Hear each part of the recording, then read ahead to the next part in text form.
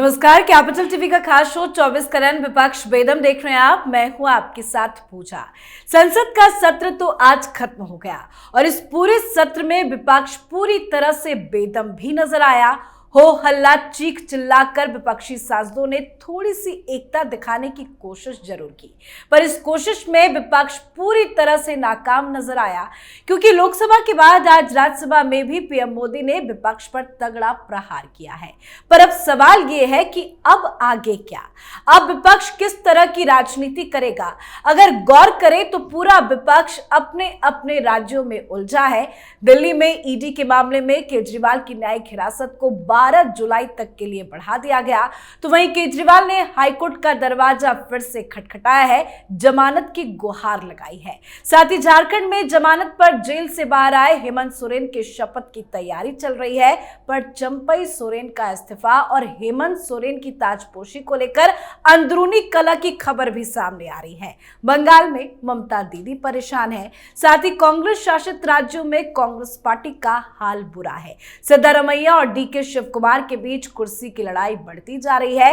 हिमाचल में सरकार खतरे में आ गई है। तो कुल मिलाकर देखा जाए तो अब चुनाव खत्म, संसद सत्र खत्म, पर विवाद शुरू हो गया है। तो आज विपक्ष की बढ़ती मुसीबतों पे ही चर्चा करेंगे। मेरे साथ स्टूडियो में मौजूद हैं कैपिटल टीवी के editor in chief doctor Manish Kumar और एग्जीक्यूटिव एडिटर राजीव जी। सर, आप दोनों का बहुत बहुत स्वागत है। धन्यवाद। अब तो संसद का सत्र भी खत्म हो गया, विपक्ष ने खूब हंगामा भी काट लिया। अब आगे क्या करेगा विपक्ष? देखिए, विपक्ष इस सत्र में गया था इस स्ट्रेटजी के साथ कि हमको अब एक मजबूत विपक्ष की तरह बर्ताव करना है, जनता के बीच एक मैसेज देना है कि हम अब पहले की तरह कमजोर नहीं है। प्रधानमंत्री मोदी के हाथ पैर हमने काट दिए हैं। प्रधानमंत्री मोदी बैसाखी पे चल रहे हैं। ये वो साबित करना चाह रहे थे, लेकिन ये तो उनका एम था। लेकिन उस एम को पाने के लिए जो इन्होंने स्ट्रेटजी बनाई वो बैकफायर हो गया। अभी मैं देख रहा था बहुत सारे कांग्रेस का समर्थन करने वाले पत्रकारों को, वो कह रहे हैं कि सत्र खत्म हो गया और कांग्रेस पार्टी ने पूरा टाइम वेस्ट कर दिया। आपने क्या अचीव किया? प्रधानमंत्री मोदी ने आपको रगड़ के रख दिया। आप जितने मुद्दे आपने उठाए, चाहे ईडी का मसला हो, चाहे वो नेताओं को जेल में डालने का मसला हो, मणिपुर हो, नीट हो, तगड़ा जवाब मिला आपको। और आप दुनिया के सामने इस तरीके से पेश आए कि आप एक राउडी एनार्की फैलाने वाले अराजक तत्व की तरह जो है आप देश में, आपके समर्थक आपके खिलाफ हो गए। दूसरी चीज, स्ट्रेटजी अगर आप नहीं बदलोगे तो इसका मतलब यह है कि आप अगली बार फिर आओगे, फिर यही काम करोगे, तो ये सस्टेनेबल नहीं है। ये सस्टेनेबल भी नहीं है। तो कहने का मतलब ये है कि विपक्ष एक नेशनल लेवल पे, बाकी राज्यों में तो प्रॉब्लम्स आपने गिनाई, उस पर हम लोग डिस्कस करेंगे आगे, लेकिन एक जो मेन मकसद था कि हमने मोदी को नीचा दिखा दिया, मोदी को कमजोर कर दिया, मोदी को छोटा दिखा दिया, इस एम को हासिल करने में पूरी तरीके से न सिर्फ फेल हुई है, बल्कि विपक्ष इर्रिस्पॉन्सिबल है, टाइम बर्बाद करने वाला है, अराजक है, ये खुद को साबित करना। मतलब विपक्ष का मकसद भी फेल हो गया और रणनीति भी विपक्षी पार्टियों की फेल हो गई। बात सर झारखंड की करें तो हलचल आज पूरे दिन काफी तेज रही, कई दौर की मीटिंग्स भी हुई है। बताया जा रहा है कि बस चंपई सोरेन इस्तीफा देंगे और हेमंत सोरेन फिर से मुख्यमंत्री बनेंगे। क्या खबर सामने आ रही है? देखिए, हेमंत सोरेन बने या कल्पना सोरेन बने, लेकिन एक बात तो तय है कि अगर ये जो परिवारवादी पार्टियां हैं उसके परिवार में कोई भी रहेगा तो वो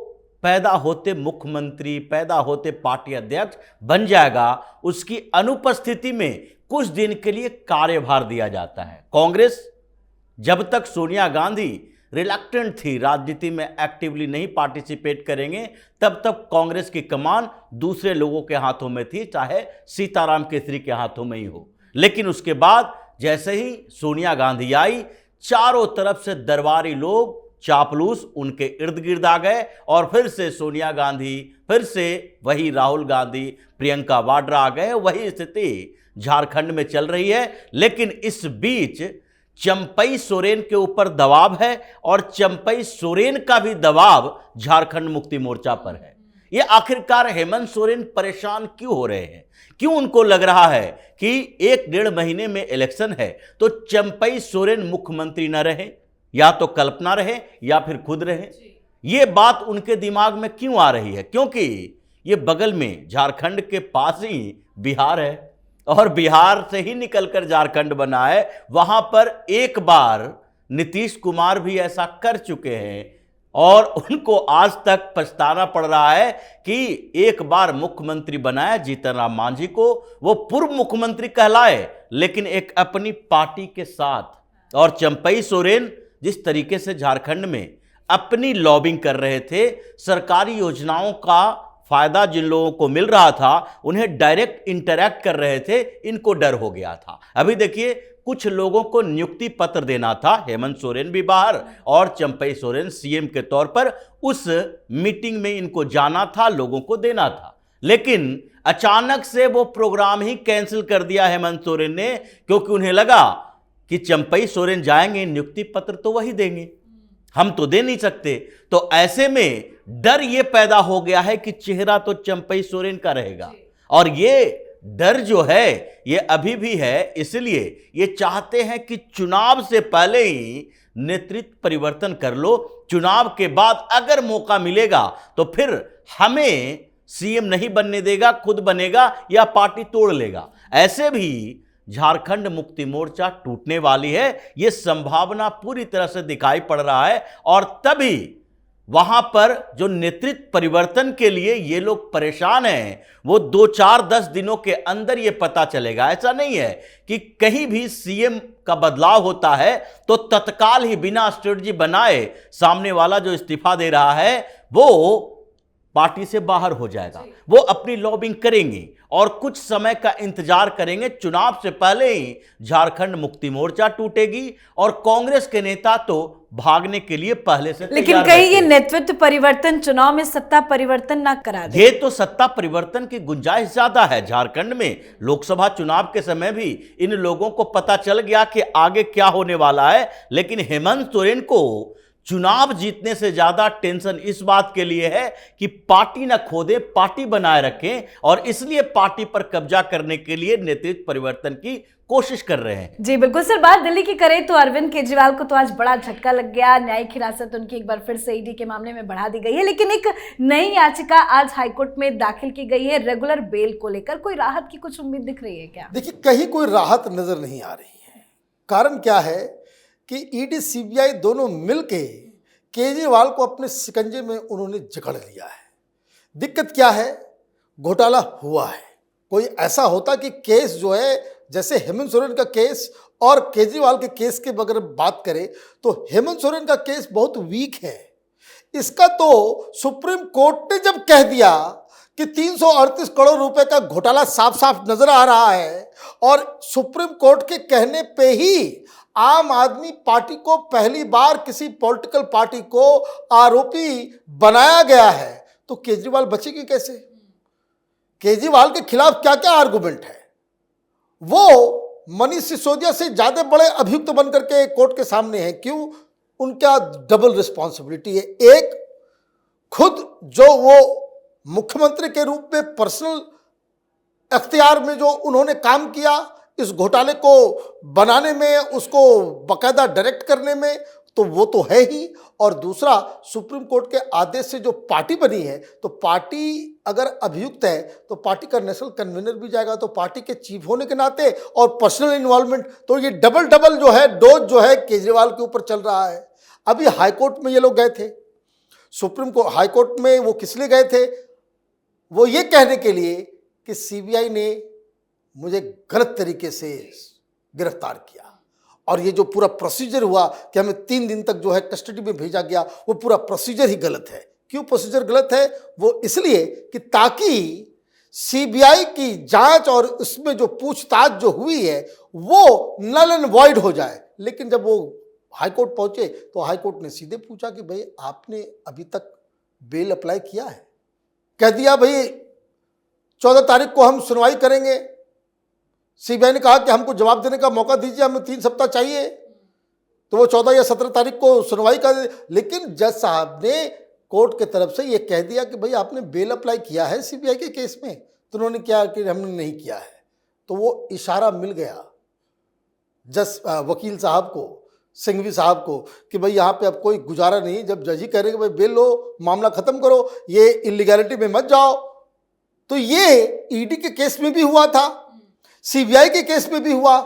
कारण बहुत ही सिंपल है, घोटाला हुआ है तो ये बच नहीं पाएंगे। और अब तो प्रधानमंत्री मोदी ने आज कह दिया है, ये आम आदमी पार्टी के मामले में भी आज भाषण उन्होंने दिया है और पूरे विपक्ष को चेता दिया है कि अभी कार्रवाई खत्म नहीं होगी।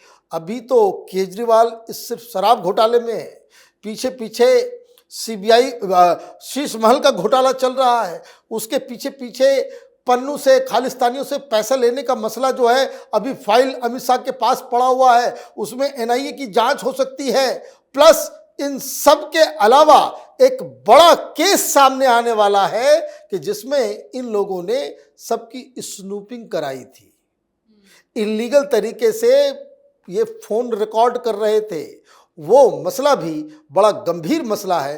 तो केजरीवाल अभी तिहाड़ से बाहर नहीं आने वाले। बिल्कुल सर, आपने समझाया कि झारखंड में किस तरह से सीएम की कुर्सी को लेकर लड़ाई है, लेकिन एक और राज्य है कर्नाटक, जहां पे भी सीएम की कुर्सी को लेकर लड़ाई बढ़ती जा रही है। क्या चल रहा है डीके शिव कुमार और सिद्धारमैया के बीच में? देखिए, सिर्फ कर्नाटक की बात नहीं है, ये कांग्रेस और जितने विपक्षी पार्टी के सीएम हैं, इन लोगों की स्थितियां क्यों ऐसी हो जाती है कि कभी कभी एकता दिखाते हैं और फिर बाहर आने के बाद परेशानी पैदा हो जाती है इन लोगों के बीच।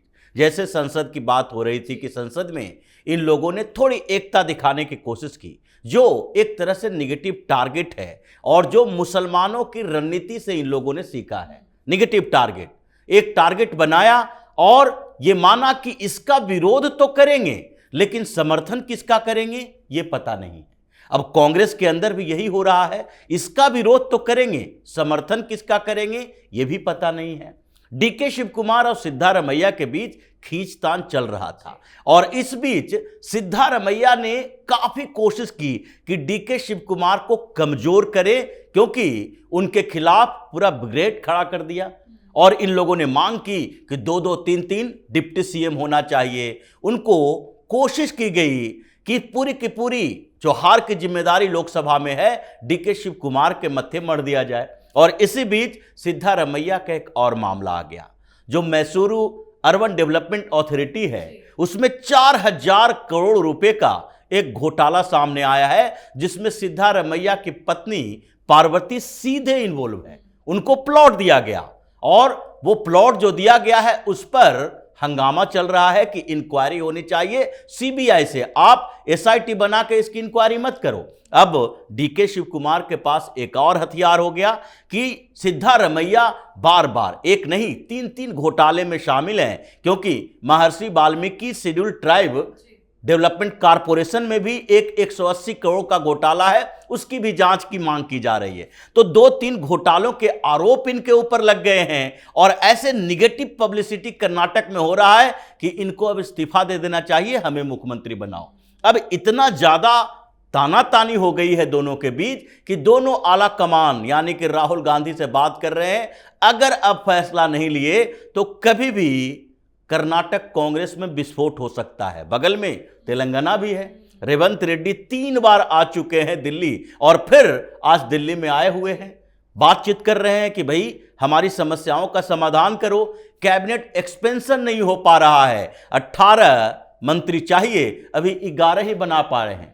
अगर ज्यादा बनाने की बात करते हैं तो आपस में सब लड़ने लगते हैं, नहीं नहीं मुझे भी मंत्री बनाओ, मुझे भी मंत्री बनाओ, और नहीं बनाएंगे तो फिर विस्फोट होगा, क्योंकि अभी तो लालच दे के रखे हुए हैं कि कोई भी 7 जो मंत्री बचे हुए हैं उसमें से कोई भी बन सकते हो तुम लोगों में से। जैसे ही बनाएंगे एक गुट परेशान हो जाएगा, बाहर आने की कोशिश करेगा। तो ये सारे के सारे लोग आपसी स्वार्थ के साथ जुड़े हुए हैं, इसलिए सेल्फ इंटरेस्ट के नाम पर ही ये एकजुट हुए हैं और वही सेल्फ इंटरेस्ट इन लोगों को टूटने का बड़ा कारण बनेगा। बिल्कुल सर, बहुत बहुत धन्यवाद समझाने के लिए। धन्यवाद। तो लोकसभा के बाद आज राज्यसभा में भी विपक्ष ने जमकर हंगामा काटा। संसद सत्र में विपक्ष अपने रवैये को लेकर बुरी तरह से घिर चुका है। अब देखना होगा अलग अलग राज्यों में विपक्ष अपनी मुसीबतों से कैसे निकल पाता है, क्योंकि कहीं सीएम पद के लिए लड़ाई है, तो कहीं भ्रष्टाचार पर नेता फंसे हैं, तो कहीं पार्टी में दो फाड़ की स्थिति बनी हुई है। विपक्ष पूरी तरह से बेदम है। इस पर आप अपनी राय कमेंट कर लिखें। देखते रहिए कैपिटल टीवी। नमस्कार।